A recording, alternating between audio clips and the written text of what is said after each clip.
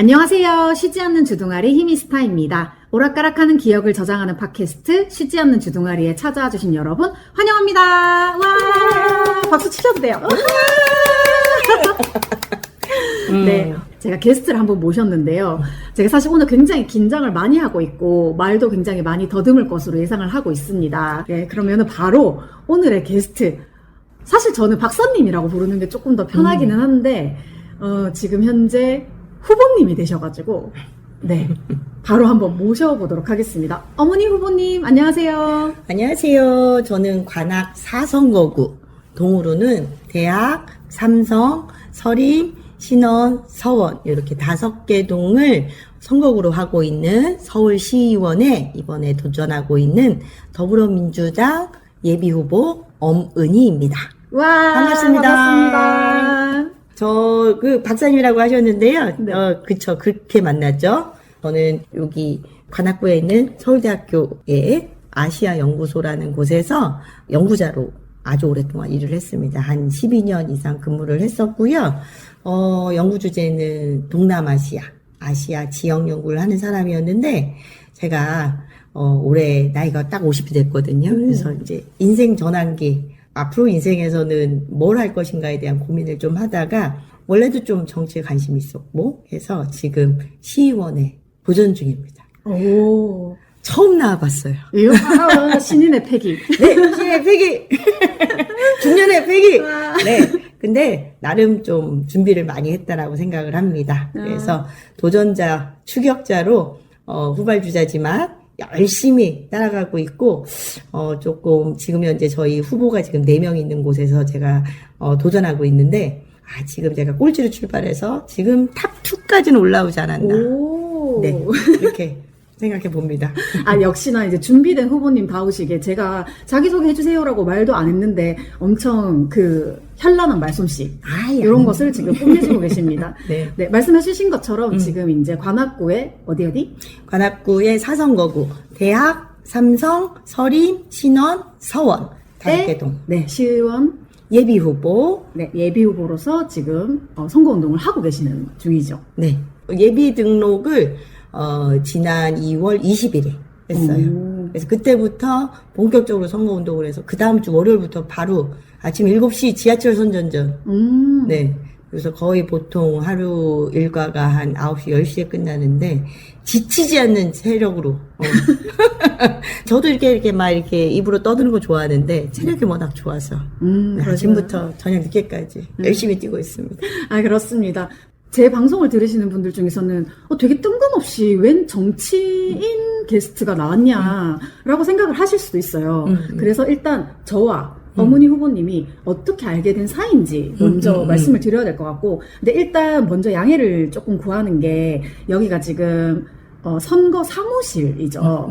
제가 이제 어머니 후보님의 선거 사무실에 와서 녹음을 하고 있고, 그리고 후보님이 최근에 또 감기도 조금 걸리시고 해가지고 목소리가 조금 안 좋으신 상태인데, 제가 이제 방송을 같이 했으면 하고 이제 말씀을 드려가지고 좀 어렵게 해주시는 거라서 목소리가 조금 평소보다는 조금 안 좋으실 수 있으나, 그래도 그런 부분들은 조금 양해를 해주시고 들어주시면 감사하겠습니다. 네, 양해해주세요. 사실 제가 고등학교 때 방송반 출신이어가지고 목소리 좀 좋다라는 얘기를 많이 들었는데 지금 약간 가라앉아 있고 조금 쇳소리가 날 수도 있습니다. 맞아요. 양해 부탁드립니다. 네. 사실 지난주에도 한번 방송을 녹음을 할까라고 시도를 했었는데 정말 너무 그때는 목이 거의 안 나오시는 상황이셔가지고, 그래서 계속 한 30초에 한 번씩 기침하고 그래가지고 제가 봐도 요청드리기 너무 죄송스러운 상태였어가지고 이번 주에 이제 한 일주일 정도 지나서 혹시 가능하실까요? 라고 이제 제가 말씀을 드렸어요. 근데 일단 희미와의 첫 만남, 저희 사실 후보와 유권자로서 이렇게 만난 건 아니고, 그렇죠.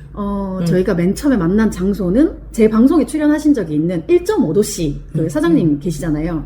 1.5도씨에 김치 받으러 갔다가 맞습니다. 네, 김치 얻으러 갔다가 그날 이제 박사님이 거기 오셨었는데 이제 저도 말하는 걸 좋아하고 박사님도 호기심이 많으신 분이셔서 굉장히 서로 할 얘기가 많았던 것 같아요. 그거 좋아했어요. 저도 비보 방송 좋아해가지고 우리 거기서 통했잖아요. 아, 맞아요. 비밀보장 또 방송 듣고 이래가지고 그래서 한번 우리 집에 놀러 오시라고. 맞아요. 그래가지고 제가 김치 얻으러 가는 김에 또 이제 그날 박사님 댁에 가가지고 맛있는 커피도 얻어먹고 맛있는 과일, 사실 제가 평소에 잘 먹지 않는 귀한 과일을 또 내주셔가지고 맛있게 먹고 그러고 이제 수다를 떨다 보니까 그죠? 원래 뭐 김치만 받아간다고 했다가 맞아요. 우리 막 한 1시간 반 떠들었어. 아, 거의 한 2시간 더 들었을걸요. 그런가요? 그러니까 그 다음에 네. 박사님이 일정이 있으셔서 길게는 못했지만 사실 저희가 뭐 이런 선거 이런 거를 제외하고 약간 동네 언니 동생 맞아요. 같은 느낌으로 오히려 더 대화를 많이 했었던 것 같아요. 그래서 이 관악구 안에서 있는 벌어지는 일들 뭐 이런 얘기들도 조금씩 그러니까. 해주시고 저는 사실 관악구에 살지만 관악구에 대해서 잘 모르거든요.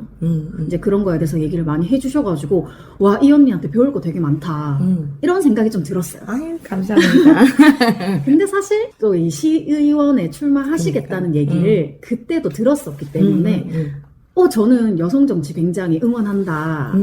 후보 나가셔가지고 당선되셨으면 좋겠다. 하고 엄청 응원을 했었는데 진짜로 이렇게 입후보를 하셔가지고 그렇죠. 네, 진행이 되고 있더라고요. 맞아요. 그때 뜻은 품고 있었지만 아직까지 선거 과정이 좀 시작되지 않았고 사실 그때까지만 해도 제가 연구자 태가 이제 덜 빠져 있던 때죠. 그래서 이제 여전히 서울대 아시아연구소에서 일하면서 그때 제가 1.5도시를 찾아간 것은 1월 달에 제가 관악 기후시민의회라는 것을 했는데 그때 우리 1.5도시 그 이정현 대표님을 지역 전문가로 제가 섭외를 하러 찾아갔던 때였어요. 찾아갔는데 그때 이제 그 1.5도시가 정말 이 신대방역 근처에서의 어떤 커뮤니티의 허브잖아요. 네. 그래서 무슨 관악구에서 청년들을 위한 김치 나눔을 한다 그랬는데 그때 히미스타님은 늦게 신청해가지고 제가 못 받은 건 아니고 맞아. 저희 친구가 못 받아가지고 맞아. 그래서 나 김치 더 주고 싶은 친구 있는데 그랬는데 저희 집 냉장고에 저희가 또 그 일주일에 한 번씩 봉사활동하던 참소중안이라는 데가 있는데 거기서 받아온 김치가 있는데 그 참소중안에도 냉장고가 없어가지고 저희 집 김치 냉장고에 아직까지도 한 칸이 참소중안 김치를 꽉 차 있거든요. 아직도 남아있나요? 아직도 남아있어요. 저기 어디로 가야겠어요? 김치, 여전히, 또 드실 수 있습니다. 네. 김치 다 떨어졌으면. 네. 이 방송 들으시는 분들 중에서도요, 김치 필요하시면 저희 집 오세요. 저희 집 김치 냉장고 김치 나눠드릴 수 있습니다. 좋네요. 네. 그래서 김치 가지러 오셨다가 뭔가 괜히 커피 한 잔 좀 대접한다 그런 게 또 커피를 앞에 두면 우리가 또 이렇게 얘기를 하는데, 저도 이렇게 동네에서 어디 빠지지 않는 수다쟁이여가지고 주제를 하나 딱 던졌더니 막 서로 막 대화가 맞아. 이어지면서 그렇게 즐겁게 대화를 이어갔습니다. 맞아요. 그리고 선거는 그때도 관심이 있기는 있었는데 진짜 뛰어들고 나니까 다르더라고요. 뛰어드니까 뭐 일단은 안 해본 일이어서 저는 신나게 하고 있는 거는 사실입니다. 되게 재밌어요. 뭔가 스펙타클하고 또 제가 이제 어쩔 수 없이 저도 좀 관종기가 있나 봐요. 오지랖하고 난 사람들 만나는 게 왜 이렇게 재밌는지 모르겠어요. 천성이에요. 그래서 아침에 지하철에서 인사하거든요. 근데 사실 그거 힘들잖아요. 쑥스럽기도 하고 제 몸만한 몸자보를 이렇게 앞에다 판넬을 세우고 네네. 잘 다녀오세요 어머니입니다 이걸 1시간 반을 하고 있는 거예요. 사실 그 생각을 할 때 맨 저걸 내가 할 수 있을까 싶었거든요. 근데 이렇게 인사하고 올라오면서 사람들 구경하는 것도 너무 재밌는 거예요. 야, 지하철에서 이렇게 다양한 사람이. 그 다음에 또 이제 지하철 선전적 몇 번 해보니까 이제 그 동일 시간대에 만나지는 사람들이 있잖아요. 반복해서 만나지는 그러니까. 사람들. 막 인사를 해주신 거예요. 눈웃음을 해주고 막. 또 요새 우리 이재명 대통령님, 뭐, 싫어하는 분들도 있겠지만 저는 이재명 대통령님 팬인데, 그 이재명 대통령이 좀 전국적으로 인기가 좋잖아요. 그래서 그런가 더불어민주당 후보라는 것을 되게 응원해 주시는 분들이 되게 많아가지고. 이 관악구가 약간 민주당 텃밭 아닌가요? 맞습니다. 사실은 지금 우리가 이게 선거를 나보니까 조금, 여러분들이 잘 아셔야 되는 게 6월 3일이 투표일이잖아요. 네. 근데 6월 3일 날 제가 사는 지역구의 인구가 한 11만 정도가 되거든요. 근데 그 중에서 투표권을 가진 18세 이상의 인구가 사실은 9만 명이 넘어요. 그러니까 유권자가 9만 명이 넘는데 6월 3일 날 9만 명이 투표를 해서 뽑지 않습니다. 그러면요? 이게 관악구의 비밀인데요. 관악구에 사실상이 구청장 후보, 그 다음에 관악구에 시의원이 4명이 있어요. 4명을 같이 뽑고, 구의원은 22명을 뽑는데, 4명의 시의원 자리, 그 다음에 구청장 자리에 제2당인 보수야당 국민의힘이 후보를 못 세웠습니다. 그래서 사실상 민주당의 내부 경선에서 선택되는 사람이 공천자로 확정이 되고, 그 사람이 그냥 당선되는 거예요. 그 사실상 지금 선거가 4월 중순에 관악구는 끝나는 데가 되게 많아요. 소위 말하면 무투표 당선. 이거 방송 나가도 되는 건가요? 그게 사실이걸요, 뭐. 제가 진짜 정치를 하나도 몰라가지고 사실 어디서부터 어디까지 방송에 나가도 되는지를 모르겠는 거예요. 근데 이건 사실이니까. 그래서 실제로 뭐냐면은 민주당 내부 경선에서 끝납니다. 그러니까 저는 사실 이거 좀 문제라고 생각을 하거든요. 그러니까 우리가 투표는 정말 민주주의의 꽃이라고 하고 정말 그래도 국민들이 가장 많이 참여하는 기회가 투표인데 실제로 국민들, 일반 시민들이 참여하는 투표가 아니라 민주당의 내부 경선에서 결정되는 후보가 이미 당선자가 되는 사실 이거는 관악구가 좀 특수한 지역이긴 한데 경상도에서도 정말 많이 일어나는 일이죠. 경상도에서는 민주당이 후보를 못 내는 경우들이 되게 많거든요. 네. 그래서 거기는 국민의힘 후보로 선정이 되면 무투표 당선되는 사람들이 되게 많아요. 그런 일이 있군요. 2022년에 무투표로 당선자가 확정되는 그러니까 실제로 6월 3일이면 5월 14일 날 후보 등록을 하거든요. 본선거. 그때부터가 본선거 시작인데 5월 14일 날 후보 등록을 했을 때 이미 당선 확정이 된 사람이 전국적으로 507명이나 돼요. 우와. 어떻게 그렇게 되지? 경상도 저쪽에서는 이제 네. 빨간당 분들이 주로 그렇고 네네. 전라도에서는 파란당이 그렇고 관악구에서도 파란당이 그런 경우가 좀 있습니다. 그래서 사실은 지금 저희는 제 선거구의 경우에는 관악 4선거구 시의원 선거에서는 후보자가 4명인데 예, 후보자 4명의 경선이 4월 한 15일 정도 끝날 거라고 생각하고 있거든요. 그때 선택되는 사람이 그냥 6월 3일 날 투표를 하든 말든 당선이 되는 겁니다. 그 내부 경선이라고 하면 당원들만 참여하는 민주당원들만. 그러면 당원들 사이에서 투표를 해서 한 명만 뽑나요? 그렇죠. 그러면 결국 어쨌든 그렇네요. 후보가 한 명밖에 없으면. 그렇죠. 저는 사실은 그래서 이 경우에는 민주당이 오히려 그래도 후보를 그러면 2명을 내보내서 그 유권자들한테 선택을 받는 기회를 만들어야 되는 거 아닌가? 뭐 이런 생각을 저도 했었거든요. 근데 5월 14일 날 그러면 국민의힘에서 후보 그냥 아무나 세우면 어쩔 건데. 개혁당에서 세우면 어쩔 건데. 그러면은 민주당이 오히려 또 이렇게 표가 이렇게 갈리면서 국민의힘이나 개혁신당이 될 가능성이 또 있는 거잖아요. 그렇네요. 그러니까 또 그건 또 위험한 짓이니까 또 할 수가 없고. 그래서 지금 사실 지방선거는 정말 개혁해야 될 게 너무 많아요. 정말 민의가 반영되기 위해서는 선거제도 이렇게 하면 안 되겠다라는 좀 문제의식이 있고 저는 만약에 제가 시의원으로 선택이 되면 저는 이 제도 고치기 위해서 노력을 해보려고 합니다. 저번에 그렇게 대개에서 잠깐 얘기를 나눴을 때도 느꼈는데 진짜로 정치에 엄청 집중하고 관심이 있으셔서 정치를 하고자 하는 게 느껴졌거든요. 지금 얘기하시는 것도 약간 진짜로 내가 이런 일을 하고 싶어서 이제 정치에 입문했다. 약간 이런 느낌이 드는데 혹시 아까 제가 계속 박사님이라고 말씀을 드렸는데, 전공하고 이 정치하고 어떤 그런 연관성 같은 게 좀 있을까요? 저는 동남아 지역 연구를 했다라고 말씀을 드렸잖아요. 지리학자입니다.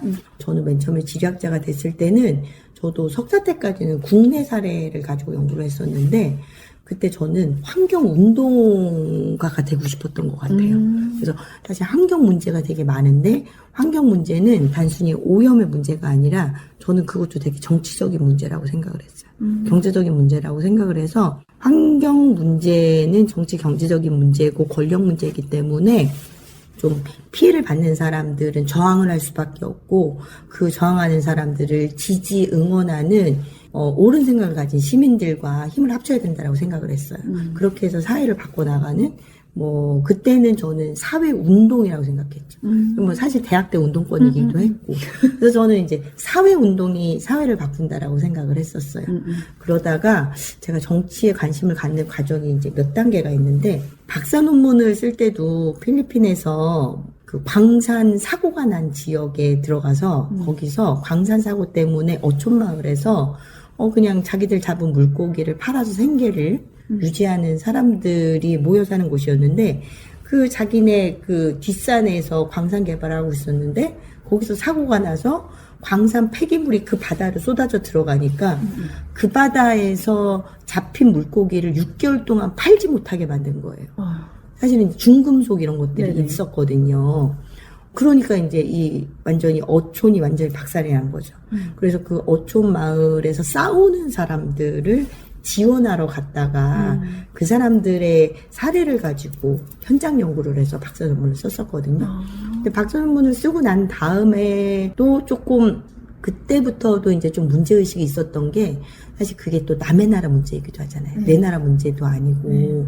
그래서 내가 이 어떤 상황이 있다라는 것을 논문으로 쓴다는 게 이게 오히려 기자나 사회운동하는 사람들 할 수 있는 건데 이게 과연 연구하는 사람이 하는 게 맞나?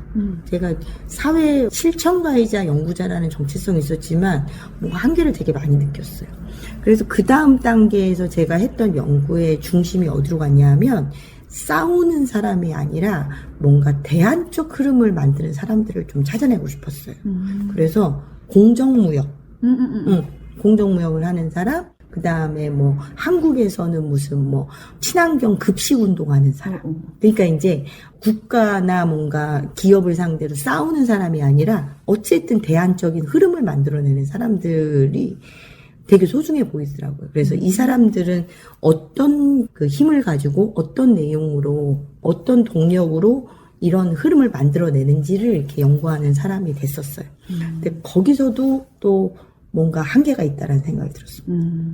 뭐냐면 대안을 만들어도 그게 제도가 되지 않으면 그 주체에게 너무 의존하는 경우가 많고 그 주체가 흔들리면 사람이 그렇잖아요. 살다가 무슨 일이 생길 수도 있고 그래서 주체에게 과도하게 의존하는 운동은 좀 어렵다. 모든 것은 제도가 될 때 힘이 생긴다라는 생각이 들었는데 제도를 그러면 만드는 게 무엇인가라고 했을 때 그게 정치라고 생각을 한 거예요. 그래서 그냥 참여한다. 사회운동을 한다. 대안적인 뭔가 그 삶의 방식을 만들어낸다. 그냥 그게 개인 혹은 이제 소수 집단의 실천을 넘어서 제도로 가는 흐름을 만들어내는 데서의 역할을 하고 싶다. 그래서 저는 정치가 중요하다고 생각을 해서 나이 50살에 좀 연구소를 나와서 정치를 해야겠다 결심을 했습니다. 그러니까 이런 얘기를 들어보면 진짜로 어머니라는 사람은 그냥 내가 정치인 한번 돼볼래? 이런 느낌보다는 진짜 정치인이 돼서 뭔가를 하고 싶다라는 그 열망을 그러니까. 항상 가지고 있는 네. 그때도 느꼈지만 지금 또 느껴지거든요. 그렇죠. 사실은 운동권 때부터 저도 생각해보면 왜 어쩌다가 나는 그런 사람이 됐는지 모르겠는데 그냥 부모님이 잘 이렇게 키워주신 것 같아요. 그래서 바르고 정의로운 사람이 되라라고. 그래서 제가 이렇게 고등학교 때부터 사실 학생운동을 했거든요. 그래서 운동권이 됐는데 누가 나중에 우리 친척분이 그런 얘기, 아유 피가 어디가 이러는 거야. 그래서 무슨 얘기야 그랬더니 저 집이 원래 빨갱이 좌익 집안이었어? 막 이런 얘기를 그 피가 나한테 왔다? 막 이런 얘기를 하는 거예요. 그래서 아 그래? 우리 집안에 그렇게 정의로운 사람이 있었어? 내가 있지 근데 어쨌든 사회를 좋게 낫게 바꾸는데 관심이 계속 있었습니다. 그러신 것 같아요. 와. 사실 한 이 정도 녹음을 한 상태에서 이런 얘기를 해도 되는지 모르겠는데 어머니 후보님은 일단 더불어민주당 소속이시고 근데 사실 제가 여성의당 당원인 것도 알고 계세요. 그날 말씀드렸고 그거에 대해서도 서로 인정하고 이렇게 얘기를 많이 나눴는데도 되게 재밌는 얘기가 많이 나왔었단 말이에요. 그래서 제 방송을 들으시는 분들은 여성의당 당원이 갑자기 왜 더불어민주당 인터뷰를 하지? 라고 생각을 하실 수도 있을 것 같아서 갑자기 그냥 제가 잠깐 말씀을 드리자면 저는 물론 여성의당을 지지하고 여성의당 당원인데 여성 정치라는 것에 대해서 굉장히 또 긍정적으로 생각을 하고 있거든요. 그래서 맨 처음에 1.5도씨에서도 정치를 할 거예요 라고 말씀하셨을 때 저는 여성 정치를 굉장히 응원한다. 진짜로 잘 하셨으면 좋겠고 당선되셔서 정말로 정치인이 되셔가지고 잘 하셨으면 좋겠다 라고 말씀을 드렸던 게 어찌 보면 지금 이렇게 같이 방송 녹음까지 할 수 있게 되는 그런 기회가 된 것 같고 말씀하시는 걸 들을수록 확실히 여성 정치가 굉장히 중요하다는 생각을 많이 하고 있습니다. 그래서 혹시 이것도 조금 신뢰되는 질문일 수 있는데 이제 어머니 후보님이 유튜브를 하고 계시잖아요. 네네. 그래서 유튜브 개설하셔가지고 저도 이제 구독하고 쇼츠하고 영상 다 보고 있는데 그 공약을 말씀하시는 가운데 사실 여성 의제에 대한 맞아요. 거는 특별하게는 없었어요. 근데 혹시 전에 저하고 얘기를 하셨을 때 그래도 어쨌든 여성 의제에 대해서 되게 중요하게 생각하시는 느낌이 저는 그런 느낌을 많이 받았거든요. 그래서 혹시 뭐 공약으로 구체적으로 뭔가 이렇게 내세우진 않았지만 그냥 늘 생각하고 있는 그런 여성 의제에 대한 생각 같은 것이 있으신지 좀 궁금했어요. 저는 저번에 같이 얘기를 나눴을 때 되게 단순한 것부터 시작을 했었거든요. 관악구에서 무료급식을 하는데 남자들은 많이 오는데 맞아요. 여자분들이 안 오시더라. 아무래도 이제 같이 이렇게 앉아서 식사하거나 이런 것들이 조금 불편하신 것 같다. 그 얘기를 먼저 하시는데 아 이것도 되게 단순하게 생각하면 그렇죠, 여성 그렇죠. 복지에 대한 얘기를 또 하시는 걸 수도 있잖아요. 그래서 저는 이런 사소한 것에서부터 사실은 또 여성 의제가 시작이 되는 거라고 생각을 해서 그냥 후보님이 평소에 이런 저한테 얘기해 주셨던 것처럼 맞아요. 뭐 이런 사소한 것들이라도 좀 생각하고 계시는 게 있는지. 맞습니다. 좀 얘기를 제 개인적인 얘기에서부터 좀 시작을 해야 될 것 같은데 사실은 제가 무슨 서울대 박사고 뭐 연구소에서 올해도 일하고 막 이러니까 제 인생이 늘 승승장구했을 것 같은데 저도 어쩌면은 정치로 나오게 된 게 경력 단절? 뭐 이를테면 저도 유리천장에 부딪힌 거예요. 유리천장을 깨보려고 제 머리로 막 이렇게 아주 오랫동안 그 천장을 두드렸는데 사실은 국내 박사여서 여자여서 그 다음에 제가 연구했던 분야가 한국의 지리학에서 되게 소수학문 분야였던 거예요. 비주류 연구였던 거예요. 그렇다 보니까 저도 뭐 이를테면 한국에서 박사가 되면 많은 경우 대학 교수가 되고 싶어 하거든요. 저도 그 문을 넘지 못한 거예요.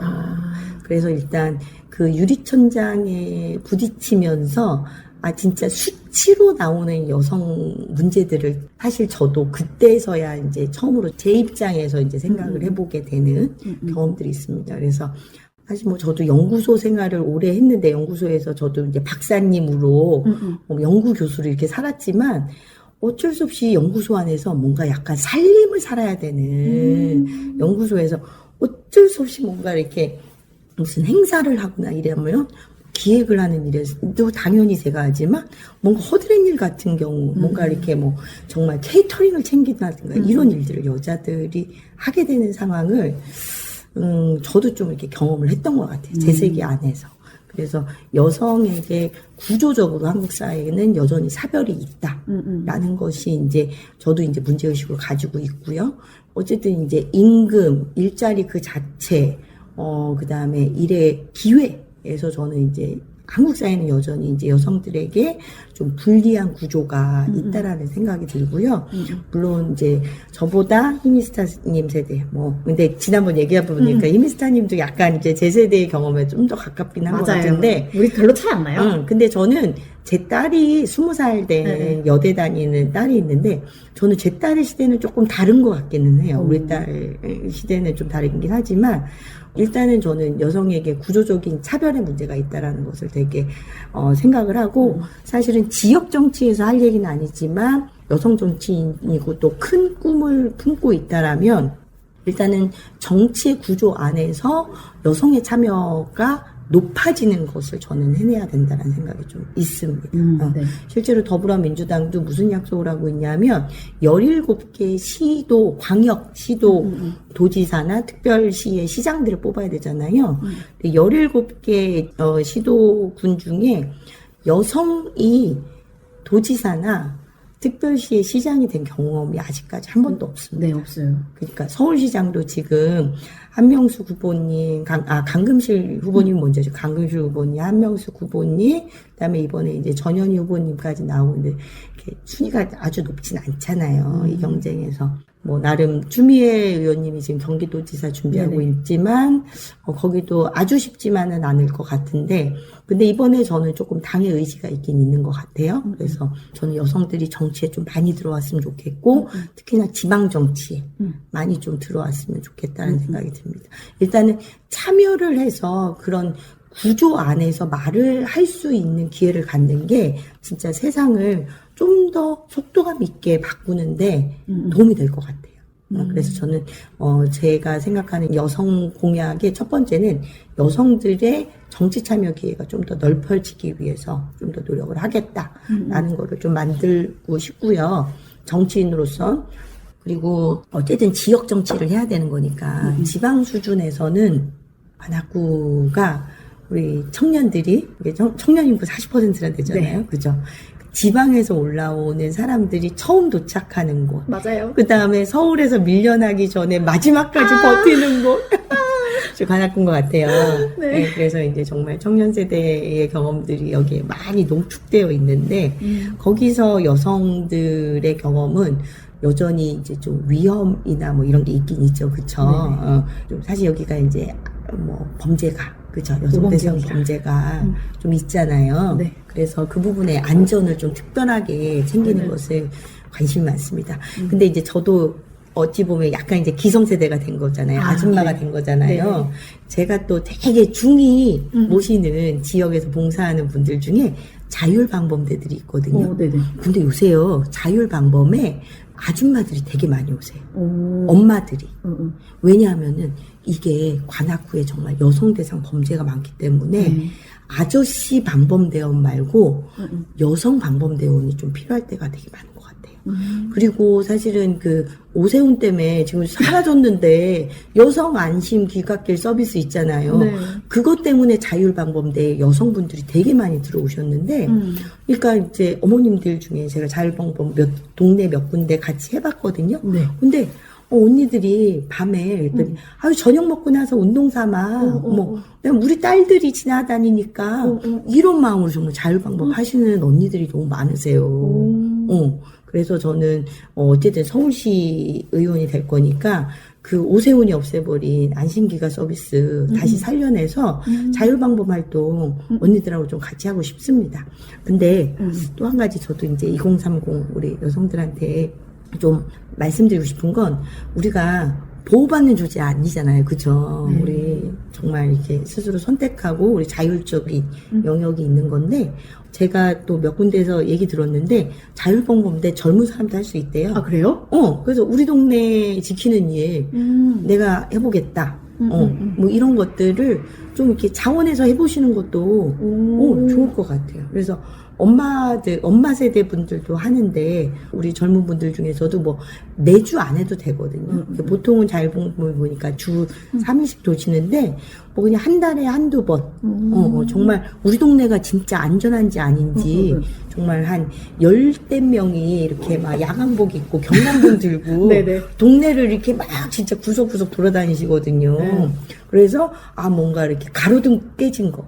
뭐 이런 것들도 제일 먼저 발견해서 신고하시고 그 다음에 이제 좀 그 서비스 자체는 사라졌지만 여성분들끼리 가면은 집까지 모셔다 드릴까요? 뭐 이렇게 해서 또 집까지 데려다 주시는 분들도 있고 그래요. 그런 걸 또 직접 해보셨어요? 2번 나가봤어요.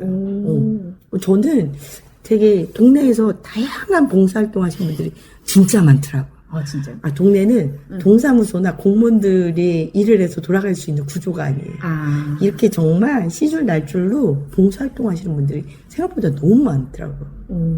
저도 모르던 세계였는데. 근데 그렇게 봉사하는 분들 개개인이 다 소중한데 저는 진짜 자율방범대 분들은 진짜 훌륭하신 것 같아요. 다른 분들 다 낮 시간에 네네. 자유 여유 있을 시간에 하는데 그분들 밤에 하시잖아요. 맞아요. 근데 언니들이 막 이런 거야. 밤에 운동하면 우린 좋지 막 이러면서 일부러도 걷는데 뭐 이러면서 엄마 나오시는 거예요. 되게 멋있는 언니들 많으세요. 오, 좋다.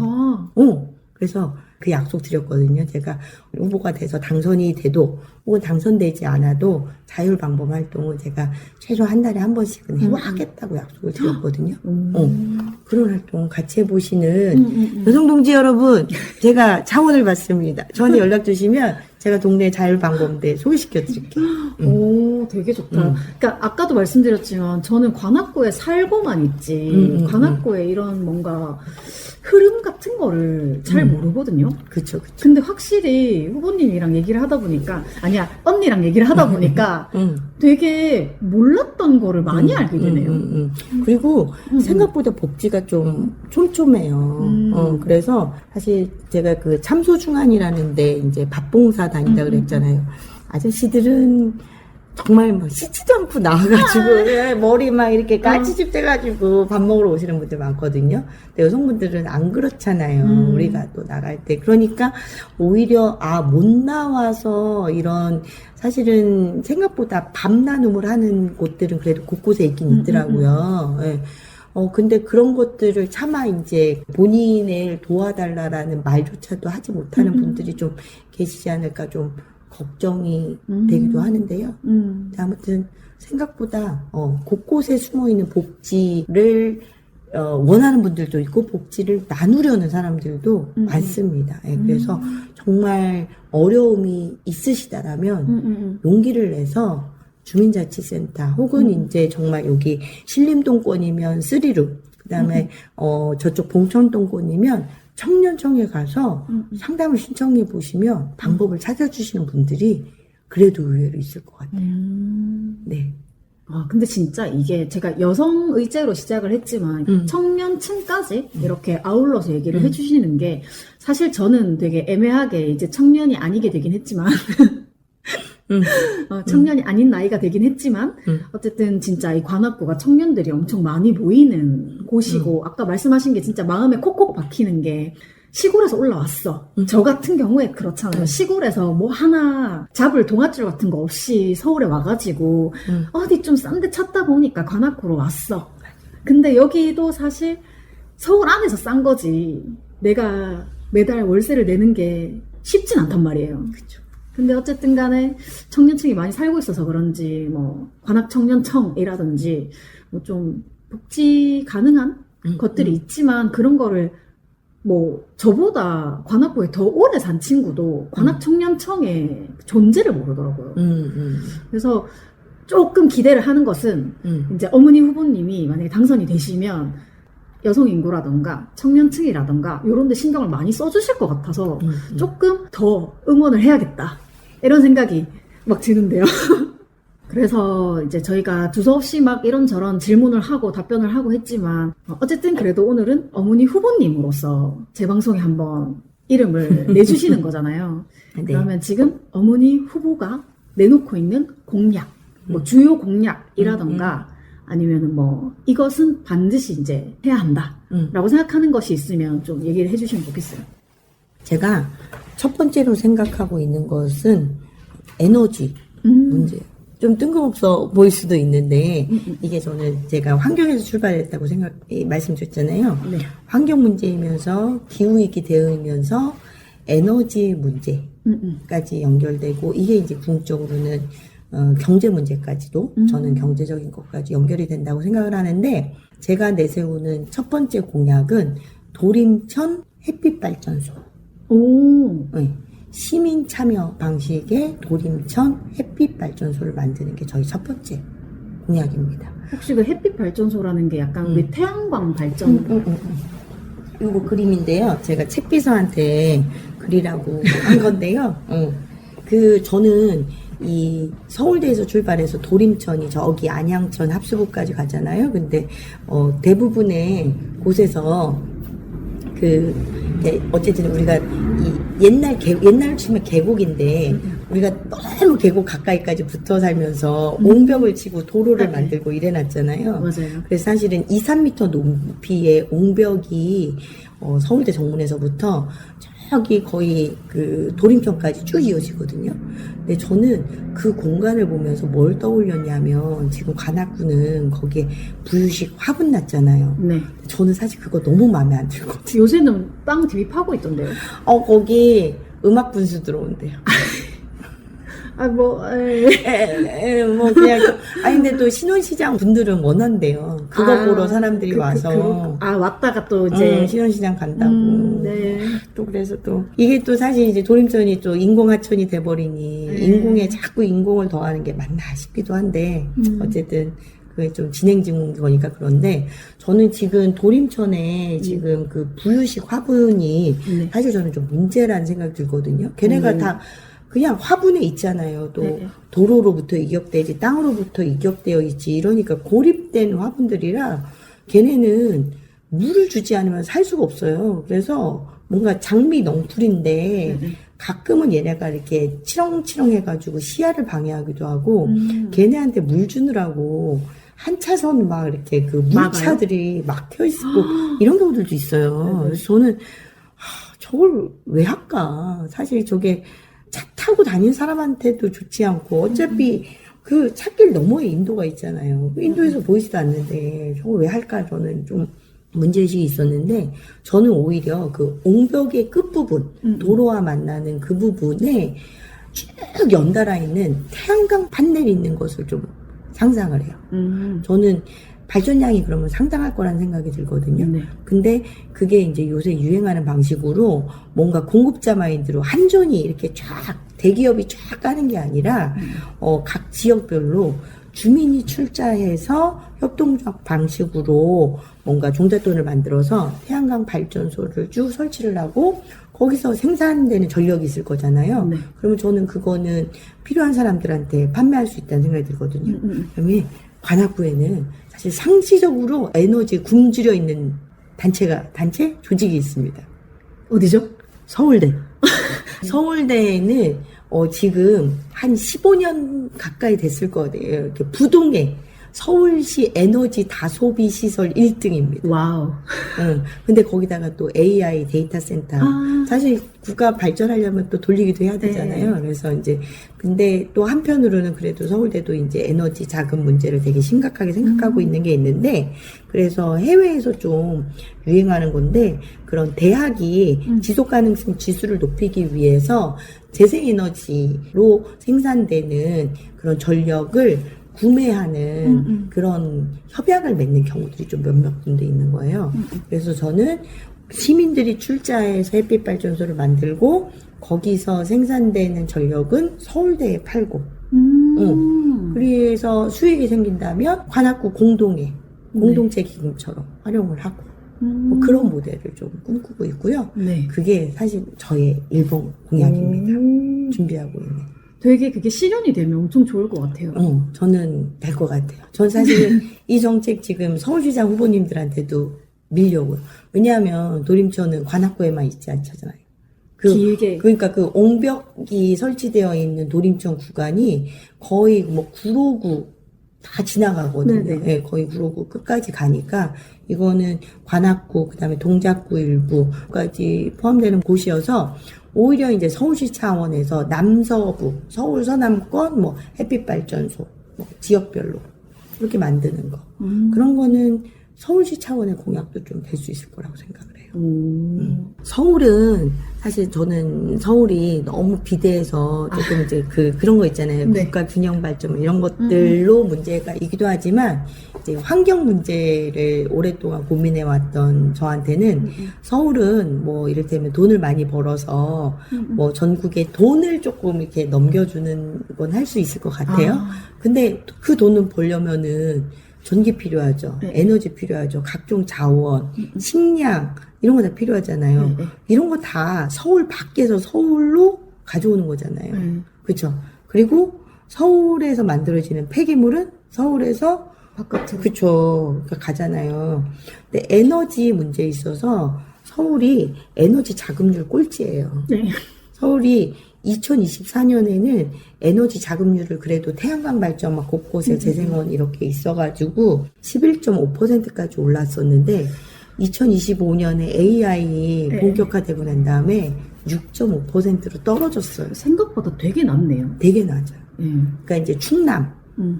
그 다음에 전남, 음. 이런 데는, 전력 생산율이, 전력 자급률이 160% 막 이렇게 와우. 되는 거예요. 그러니까 거기서 생산하는 전력을 수도권으로 다 끌어가는 거잖아요.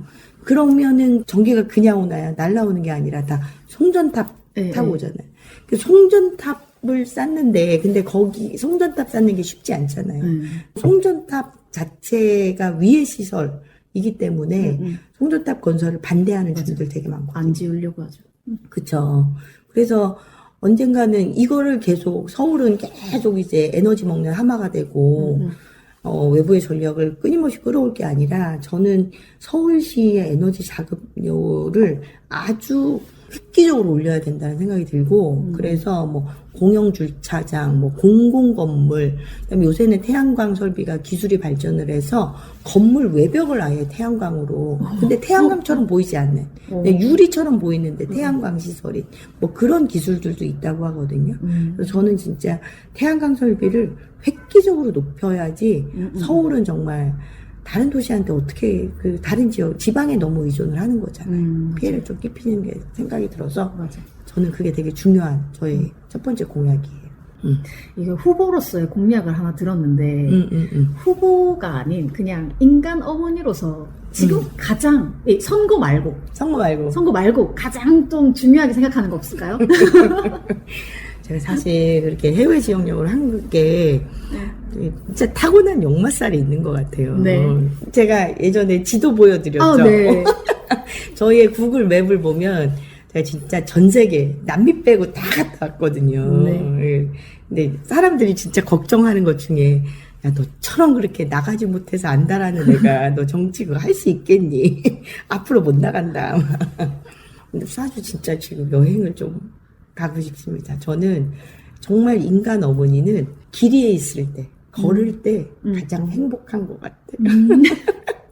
이 욕망을 어떻게 자제할까? 그게, 자제한다기보다 이제 정치인이 되셔서 그거를 해외랑 어떻게 연결을 해서 맞아요. 일로 나가면 되죠. 그렇죠. 그러니까 또 제가 해외 지역 연구를 했기 때문에 제가 가진 전문성으로 저는 서울 글로벌 시티라고 하잖아요. 네. 글로벌 도시 서울은 자매 결혼이나 혹은 해외하고 교류도 정말 잘해야 되고 다문화 문제, 그러니까 해외에서 우리나라에 들어와 있는 외국인이나 뭐 이런 문제들도 정말 잘 다뤄야 된다라고 생각을 하고요. 그냥 외유성 출장 이런 거 아니라 정말 일다운 출장 그런 거 나가는 것도 해내고 싶어요. 그래서 출장은 이렇게 가는 거다. 가서 뭐 그냥 사진 찍고 오는 거 말고 실제로 스터디 투어 빡시게 하는 그런 해외 출장, 해외 연수 이런 거 기획해서 만약에 제가 되면 우리 동료 서울시 의원님들은 정말 해외 가서 공부하러만 나간다. 우리는 나갔다 오면 정말 돈을 아끼고 정말 배워서 좋은 정책 만드는데 잘 쓰겠다. 뭐 이런 거 모범 사례 좀 만들어내고 싶습니다. 의지가 대단하신데. 사실 저는 이제 유튜브가 있는 것도 알고 있고, 그리고 이제 페이스북 페이지를 활용하고 계시는 것도 이제 지속적으로 좀 보고 있는데, 오늘 그 중요한 날이셨잖아요. 네네. 면접이라고 해야 되나요? 네네네. 그걸 준비하시는 마음? 어떠셨어요? 간절했어요. 그러니까 이게 지난번 선거에는 없었던 과정이라 그러더라고요. 그러니까 민주당도 어쨌든 네. 좋은 후보를 만들기 위해서 계속 심사를 엄격하게 하려고 해요. 물론 그래도 뭐 사실 김경 후보 같은 그런 사고가 난 거죠. 민주당 반성해야죠. 여전히 좀 이렇게 민주당의 후진 부분이 남아있긴 하지만 민주당 계속 좋아지려고 하는데, 그래서 이번에 보통은 그 구청장님급 그러니까 그걸 기초지자체장이라고 하는데 그분들까지만 여론조사, 적합도 조사가 들어갔는데 그걸 이번에 시의원급까지 내려왔어요. 그래서 저희가 이번에 지난 선거 대비 추가된 기준이 2가지가 있는데 하나가 적합도 조사가 들어간다. 시의원도 두 번째 면접 심사를 한다. 네, 그래서 오늘 이제 면접 심사를 하러 갔죠. 저의 경쟁자 3분과 4명이 한 자리에 들어가서 그러니까 이를테면은 자기소개, 자기 공약, 자기 비전 이런 것들을 말할 기회를 주셨는데 1분밖에 안 준 거예요. 할 말이 너무 많은데. 그러니까 나오신 말이 너무 많은데 그러니까 그 1분의 말을 고르느라고 어젯밤에 좀 늦게까지 우리 선본원들하고 되게 고생을 많이 했습니다. 네. 그래서 되게 만족스러운 선거 1분 발언을 만들었는데 제가 그 면접 심사하러 간 사이에 제가 선본원들이 다 2030이고 막 정말 빠릿빠릿 막 이렇게 내가 무슨 전생에 내가 뭘 해서 내가 이렇게 복을 받나 막 너무 정말 일을 잘해주는 자기 일처럼 잘해주는 친구들이 있는데 와 제가 봐도 너무나 감동적인 한 장의 포스터를 딱 만들어 준 거예요. 네. 그래서 저는 혹시라도 페이스북 이렇게 지금 노인정이 되어가고 있지만 4050들의 노인정이 되어가고 있는 이 페이스북에 혹시 제 계정을 찾아서 들어오시면 우리 선본원들이 만들어준 1분 저의 발언을 포스터를 보실 수 있는데요. 문구 하나하나도 정말 잘 쓰려고 노력을 했고요. 아주 절박한 심정으로 저는 왜 이 선거를 하려고 하나. 제가 모두에 말씀드렸듯이 저는 당원끼리만 이렇게 투표를 하게 되면 사실은 이거는 그냥 오래된 사람, 당원 조직표를 많이 가지고 있는 사람이 그냥 이기는 싸움이거든요. 근데 저는 그게 아니라 당원뿐만 아니라 시민이 함께 참여하는 선거를 만들어야 된다라고 생각을 해서 그런 내용을 되게 담으려고 1분 안에 꾸겨 넣으려고 되게 노력을 많이 했고요. 네. 그 포스터를 또 사진도 너무 제가 너무 마음에 드는 사진을 이렇게 배경으로 해서 제 1분 발언을 이렇게 한 장의 포스터로 만들었는데요.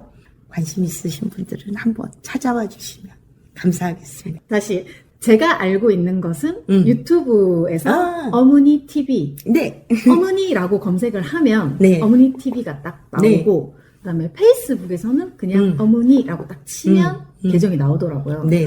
그거 2개를 지금 제일 주력으로 하고 계시는 거죠.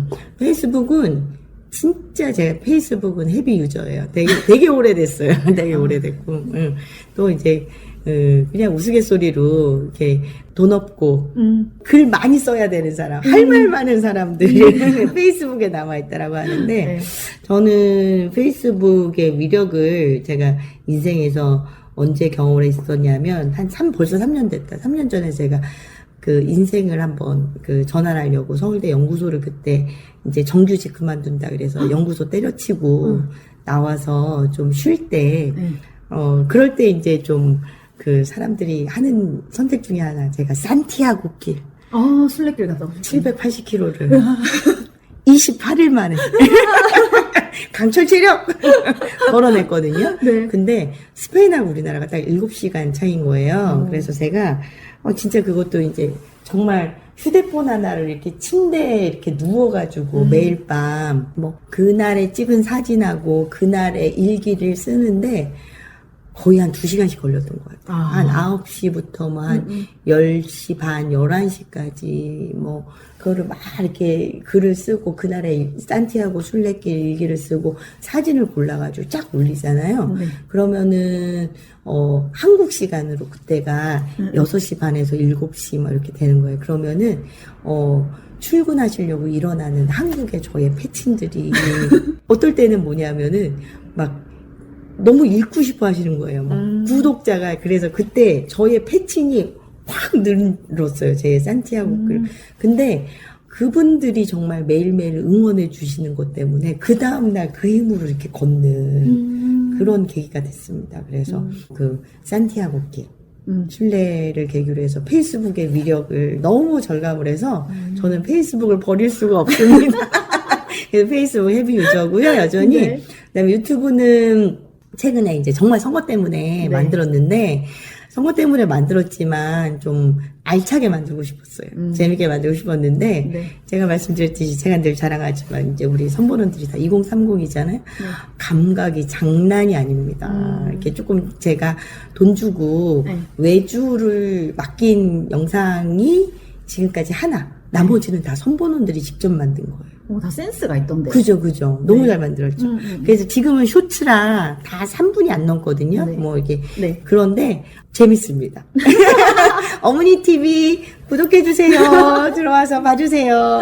좋아요. 감사합니다. 어딜 가나 이런 얘기를 좀 해야 젊은 층들은 유튜브도 많이 보고 하니까 확실히 또 관악구에는 이제 젊은 층들 많고 이러면 맞아요. 젊은 층들이 많이 쓰는 SNS나 이런 플랫폼을 이용하는 게 좋잖아요. 네네. 네, 유튜브에 엄은희 치면은 나옵니다. 와, 감사합니다.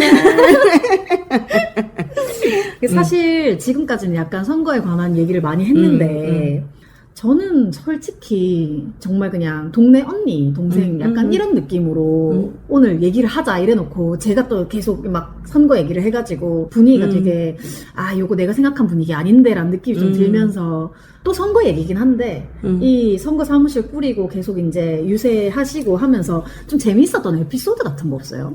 재밌었던 거? 저는 재밌었던 거는 선보원 한 명 한 명이 이 드림팀이 저에게 오는 과정?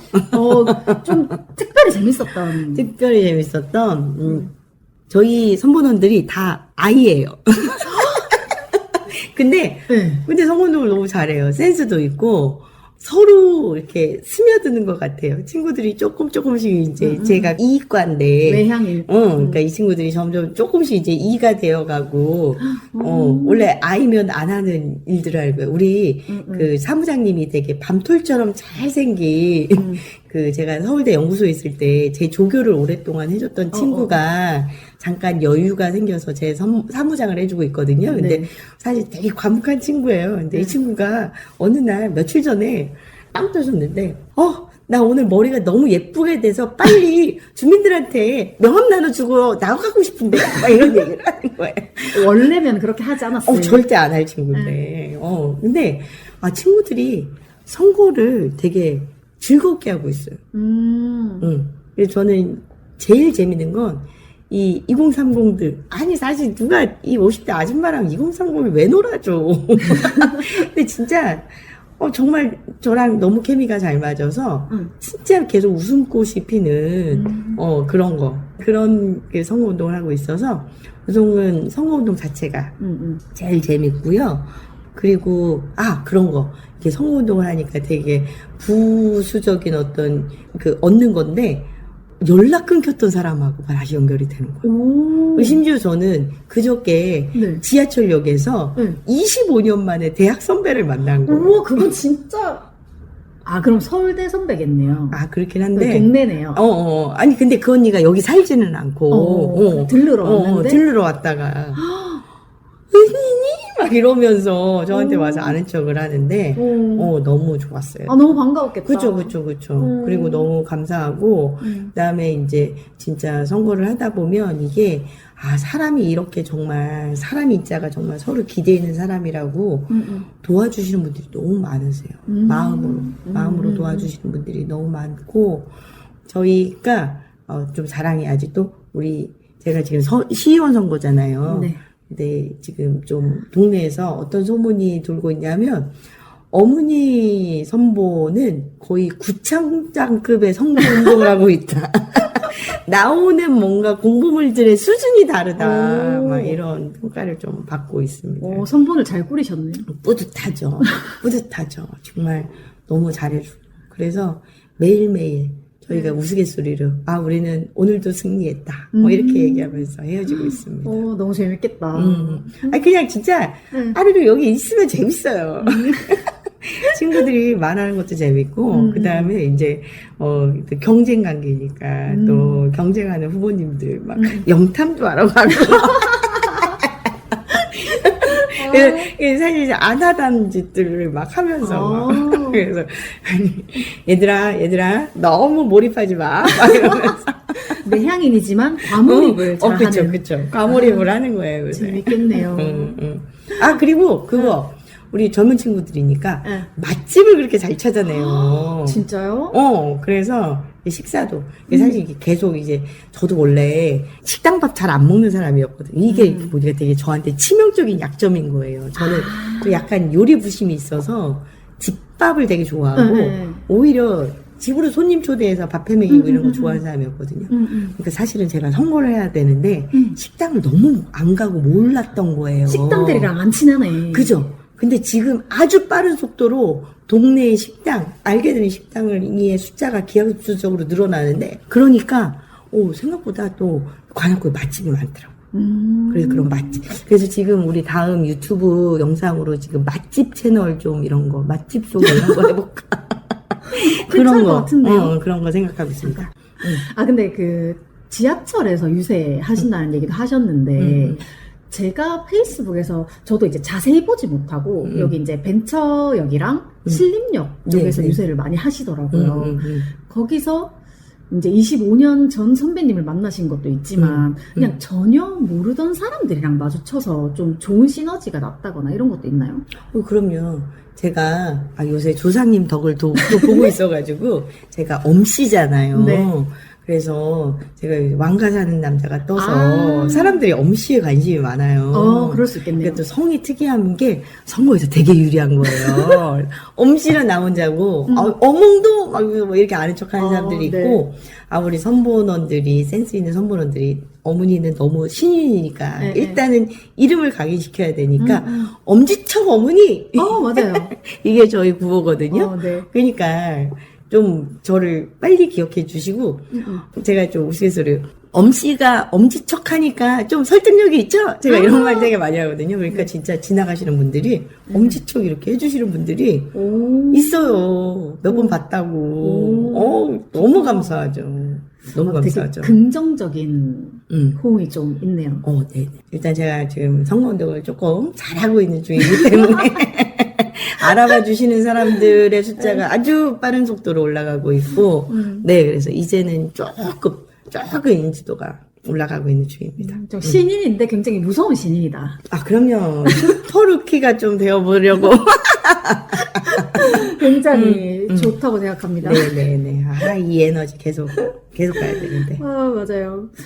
저희가 그래서 이렇게 한 시간 조금 안 되는 시간 동안 뭐 이런저런 얘기를 많이 나눠봤는데, 혹시 뭔가 좀 방송에서 반드시 하고 싶었는데, 내가 잠깐 이 얘기를 못했나? 라던가, 아니면, 오늘 이제 1시간 정도 같이 녹음을 하시면서 들었던 생각, 아니면 이제 같이 방송을 함께 하신 소감?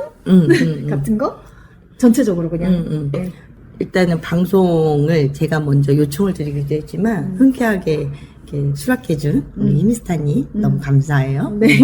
사실은 저는 2030 여성분들하고 제가 어떻게 가까워져야 될지 방법을 잘 몰랐어요.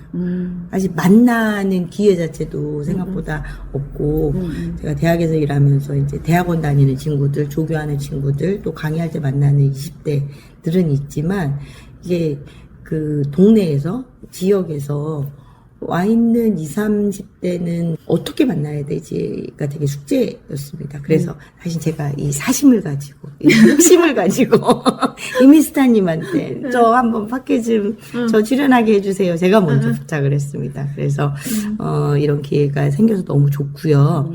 뭐, 이 방송을 통해서 어쨌든 관악구에 사는 2030 또 이제 이미스타님하고 마음 더 놓고 있는 그 다음에 이제 이 팟케이의 구독자분들에게 제 목소리를 전달할 수 있게 돼서 너무 기쁘고 감사한 마음입니다.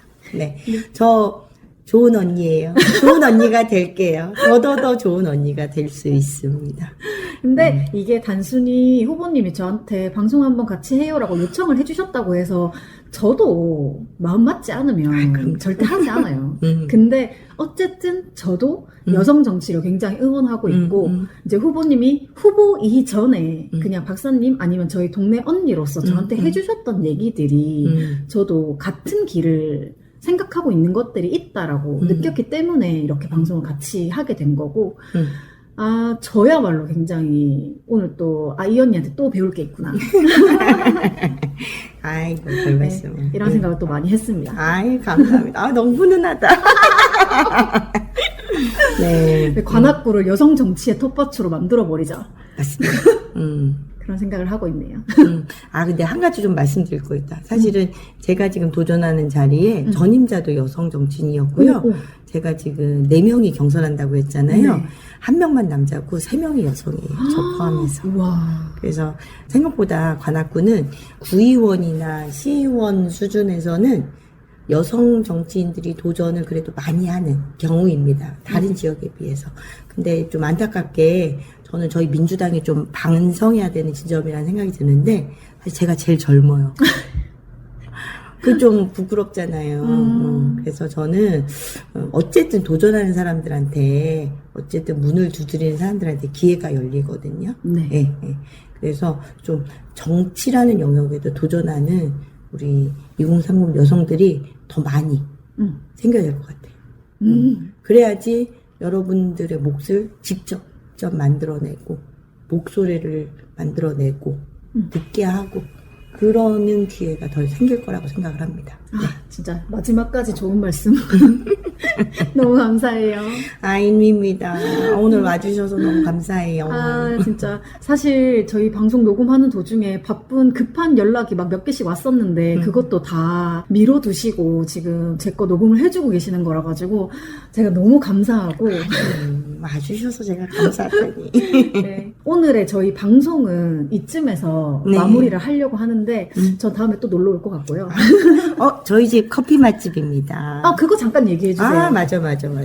제가요, 제 어머니 TV 유튜브 영상에서도 제가 그거 하나 찍었는데, 제가 나름 아름다운 커피라고 공정무역 전문 사회적 기업의 이사예요. 제가 좀 커피에 조예가 있고, 이게 진짜 제가 하는 말인데, 우리 동네에서 가장 맛있는 커피를 마실 수 있는 곳은 어머니 선본입니다. 와. 서울대 벤처타운역 2번 출구 바로 앞에 있는 건물에 옥탑방이거든요. 좀 4층까지 올라오시는 게 힘들긴 하지만 오시면 아주 편안한 분위기에서 관악구에서 가장 맛있는 커피를 후보가 직접 내려드리겠습니다. 커피 마시러 와야겠군. 그럼요. 편한 마음으로 누구든 오세요. 좋습니다. 그럼 오늘 이렇게 마무리를 한번 해보도록 하고요. 제가 마지막 인사를 좀 길게 할 건데 마지막에 안녕만 같이 해주세요. 네. 쉬지 않는 주둥아리에 사연, 방송 후기, 협업 제안 등 하고 싶은 말은 heemistar@gmail.com 히미스타 지메일로 보내주시면 되고요. 오늘도 제 기억의 한 조각을 함께 해주신 여러분 너무 감사합니다. 지금까지 쉬지 않는 주둥아리의 히미스타와 엄은희 였고요. 다음 주 화요일에 다시 만나요. 안녕.